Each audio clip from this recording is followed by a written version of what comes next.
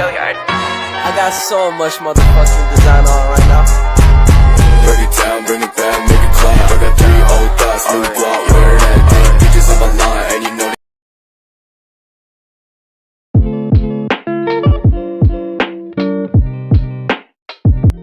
Siklus hidrologi merupakan siklus atau sirkulasi air yang berasal dari bumi kemudian menuju ke atmosfer dan kembali lagi ke bumi yang berlangsung secara terus-menerus. Karena bentuknya memutar dan berlangsung secara terus-menerus, inilah yang menyebabkan air seperti tidak pernah habis.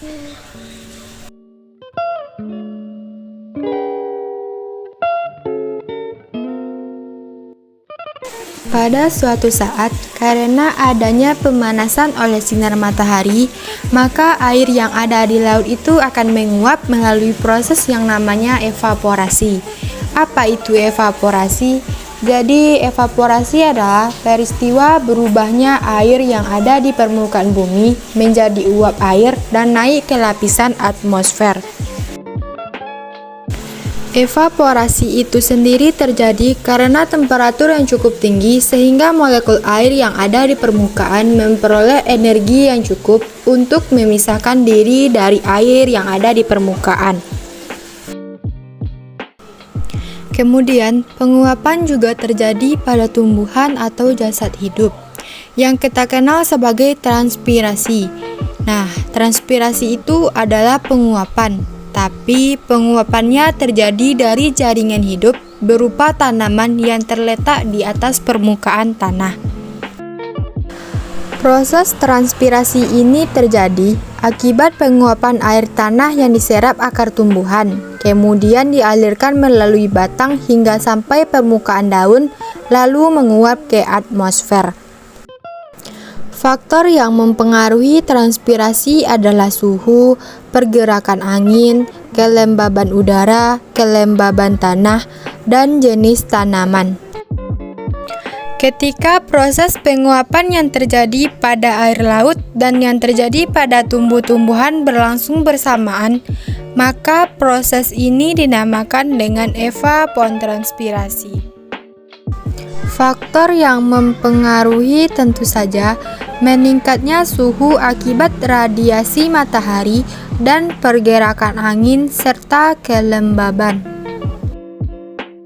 Nah, selain evapotranspirasi juga terjadi penguapan pada atas gunung es yang biasa kita kenal dengan sublimasi.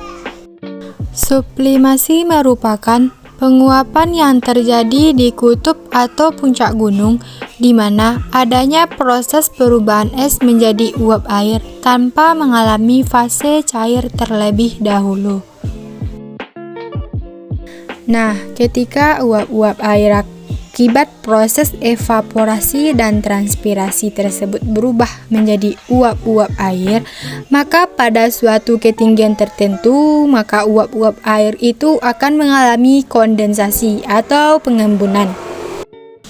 Kondensasi ini secara pengertian adalah perubahan wujud uap air menjadi partikel titik-titik air dengan ukuran sangat kecil setelah proses penguapan. Nah, kondensasi tersebut dipengaruhi oleh suhu udara rendah pada ketinggian tertentu. Partikel titik-titik air tersebut kemudian saling berdekatan dan membentuk awan. Jadi, setelah evaporasi terjadi, transpirasi terjadi, kemudian dia naik ke atas sampai pada ketinggian tertentu, akan mengalami proses kondensasi atau pengembunan uap air. Itu menjadi titik air yang sangat kecil, kemudian bersatu membentuk awan. Selanjutnya, karena ada angin, maka awan-awan tersebut akan bergerak menuju daratan. Karena ada angin dan perbedaan tekanannya, jadi dia akan digerakkan oleh angin. Di proses pergerakan awan itu namanya adveksi. Adveksi itu adalah transportasi air pada gerakan horizontal seperti transportasi panas dan uap air oleh gerakan udara mendatar dari satu lokasi ke lokasi yang lain. Pada proses adveksi, awan berpindah dari satu titik ke titik lain karena didorong angin atau perbedaan tekanan udara.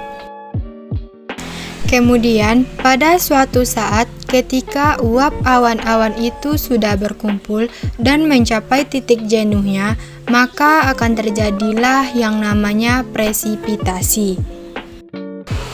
Nah, presipitasi itu adalah perubahan wujud uap air menjadi curahan atau jatuhnya air dari atmosfer ke permukaan bumi, atau biasa dikenal dengan hujan. Ketika presipitasi terjadi di daratan, maka awan akan menghasilkan curahan berupa air. Dan ketika presipitasi terjadi di daratan tinggi dengan tekanan udara yang rendah, maka awan akan menghasilkan curahan dalam bentuk salju atau es. Nah, akibat presipitasi atau hujan tadi, maka sebagian air yang jatuh di permukaan bumi itu akan terinfiltrasi. Infiltrasi itu adalah proses peresapan air ke dalam tanah. Ketika air hujan menyentuh permukaan tanah, sebagian atau seluruh air hujan masuk ke dalam tanah melalui pori-pori permukaan tanah. Selanjutnya perkolasi. Perkolasi adalah tahap selanjutnya setelah infiltrasi. Dalam tahap ini, air yang diserap melalui pori-pori tanah bergerak secara vertikal maupun horizontal menuju muka air tanah. Nah, proses ini secara keseluruhan ketika terjadi penguapan atau evaporasi, yang kemudian terbentuknya awan akibat kondensasi, kemudian terjadinya hujan atau presipitasi, lalu hujan turun di atas permukaan bumi, infiltrasi dan runoff itu akan mengalir kembali ke laut. Dan ya inilah yang disebut sebagai siklus hidrologi.